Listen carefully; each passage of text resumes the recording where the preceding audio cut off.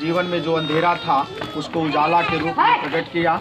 तो हम लोग, हमारी बुद्धिमान भीम जो सेवा संस्थान के लोग लगभग 15 साल से यात्रा निकाल कर अब की ये यात्रा हमारे बीच में पूज्य भंते जी शरीर से अस्वस्थ हैं, डोल नहीं पा रहे हैं, लेकिन ये भिक्षु संघ को बना करके अब तक हम लगभग 40-45 गाँवों का भ्रमण करके बैठक करके आप लोगों के इस गांव में और आपके करीब के ही हम हैं, आपके पास के हैं।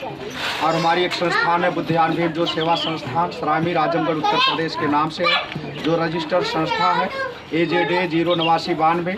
और उस संस्थान के नेतृत्व में हो सकता है आप लोगों को जानकारी हो कि हम लोगों ने उस संस्थान के नेतृत्व में आपके बगल में ओहदारीपुर में यही भट्टा के बगल में 53 विश्वास ज़मीन की रजिस्ट्री हमने करवाई है।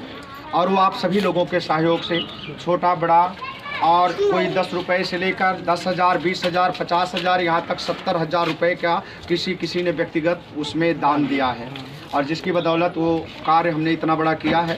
और लेकिन अभी 20 लाख रुपए हम लोग कर्ज में हैं, लेकिन उसके बावजूद आप जैसे नौजवानों के अच्छे भविष्य के लिए आप आने वाले समय में अपने समाज का नेतृत्व करें, इसके लिए वो प्रशिक्षण केंद्र बनाने का हमने निर्णय लिया है। और बड़े पैमाने पर प्रशिक्षण केंद्र करके बना करके प्रदेश लेवल का एक स्थल बना करके वह जो है आप लोगों को हमने बुनियाद के रूप में सौंपना चाहा है। और वो कार्य सफलता के रूप में आने वाला है। और जिसकी तैयारी अभी परसों वहाँ कल JCB लगाकर वहाँ से सफाई करवाना है। और परसों का कार्यक्रम 14 अप्रैल का वहीं पर हम लोग मनाने का निर्णय लिए हैं। और वो SDM साहब से उसका जो है परमिशन भी हम लोगों को मिल गया है।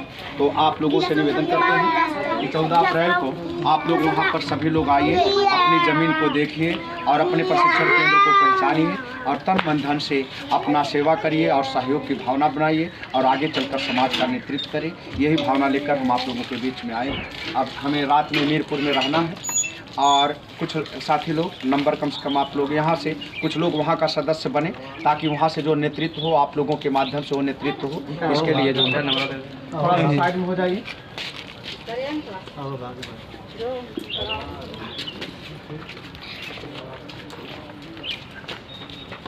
बाबू थोड़ा सा साइकिल बगल में कर लीजिए, हो सकता है कोई आने जाने वाले हो।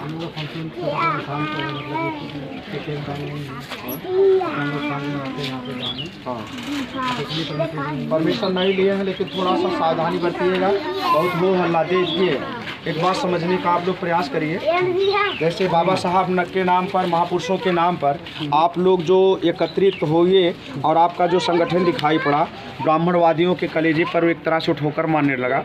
और वो ब्राह्मणवादी व्यवस्था के लोग आपको कैद करने के लिए अपनी सारी जो है नकेली लगाते जा रहे हैं। और हमारे लोग ऊपर से नारा लगाते हैं और नारा लगाकर बाबा साहब का मिशन पूरा करने की बात करते हैं। लेकिन बाबा साहब जो है श्रमणवादी व्यवस्था को माने, भगवान बुद्ध की व्यवस्था को माने, लेकिन अभी हमारे लोग ब्राह्मणवादी व्यवस्था को अपने घरों में घुसाए हुए हैं। सारा संस्कार ब्राह्मणवाद का हो रहा है कि नहीं, और सारा त्यौहार उनका हमारे लोग कर रहे हैं, केवल बाबा साहब का नारा लगाते हैं। तो इसलिए ऊपर का प्रदर्शन आप लोग बंद करिए, दिखावा। जैसे हमारे लोग जयंती मनाने का जो तरीका है जो है झांकी निकालना, DJ बजाना, डांस करना और मौज मस्ती करके इसके बाद ये जयंती का। लेकिन हमें बाबा साहब का हमारे जो आदर्श हैं और आदर्श उन्होंने जो त्याग किया समाज को जगाने का, और उन्होंने शिक्षा दीक्षा का जो महत्व किया और त्याग की भावना से समाज का नेतृत्व किया, ऐसी भावना हमारे समाज में नहीं जाग रही है, जिससे हमारे लोग पतन के रास्ते पर जा रहे हैं। तो आप लोग जयंती का कार्यक्रम छोटे स्तर पर बताइए, बहुत हल्ला करने की ज़रूरत नहीं है। जैसे ये नारा हमने जो लगवाया